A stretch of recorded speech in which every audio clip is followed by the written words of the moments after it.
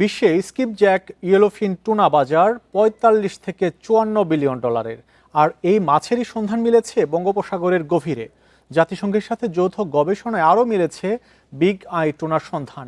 এছাড়া আছে ৪৭৫ প্রজাতির মাছের ভাণ্ডার। গবেষণায় পাওয়া মাছের মধ্যে ৬৫টি নতুন প্রজাতি।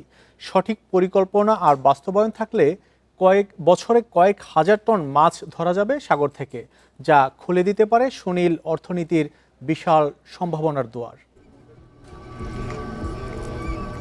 বাংলাদেশে আছে প্রায় ১,১৯,০০০ বর্গ কিলোমিটারের সুবিশাল অর্থনৈতিক জলসীমা, যার বিস্তার বঙ্গোপসাগর থেকে ভারত মহাসাগর পর্যন্ত। ৪৭৫ প্রজাতির মাছের ভাণ্ডার এখানে।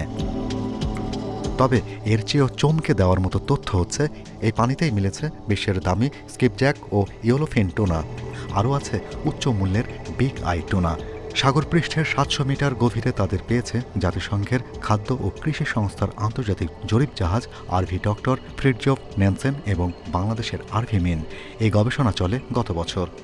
একটি টোনা মাছ বিক্রি করে একটি টয়োটা গাড়ি ক্রয় করার মতো। এগুলো সাধারণত ১৫-২০ কেজির উপরের সাইজের যেগুলো, তাদের ইয়েলোফিন প্রায় ২৩০০ মেট্রিক টন হচ্ছে আমাদের আইইউটিসি কোটা, এবং প্রায় বিগ আইয়ের ক্ষেত্রে আমাদের ২০০০ মেট্রিক টন পর্যন্ত আমরা আহরণ করতে পারবো পার ইয়ার। আমরা যদি এই বিশাল অংশটা আমাদের কোটা আমরা আহরণ না করতে পারি, তাহলে প্রতি বছর আমাদের কোটাটা কিন্তু মিস ইউজ হয়ে যাচ্ছে। উপকূলের কাছে ২৩০টি বাণিজ্যিক জাহাজ, সাথে প্রায় ৩০,০০০ ফিশিং ট্রলার চলে। উপকূলের ৩০ থেকে ৪০০ ফুট গভীরে মাছ ধরে এগুলো। অথচ মহিষপান এলাকা থেকে আন্তর্জাতিক সমুদ্র সীমা পর্যন্ত আরও ৬৫ প্রজাতির নতুন মাছের সন্ধান মিলেছে।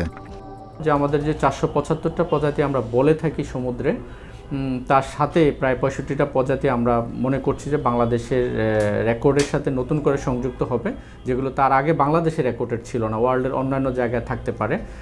একই সাথে আমরা ৫টা প্রজাতি পেয়েছি, যেগুলো সারা পৃথিবীতেই আমরা ধারণা করছি, প্রাথমিক আইডেন্টিফিকেশন সারা পৃথিবীতে এটা নতুন হতে পারে।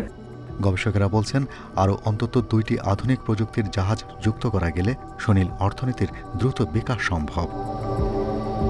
Shahriar Anirban, independent news, Dhaka.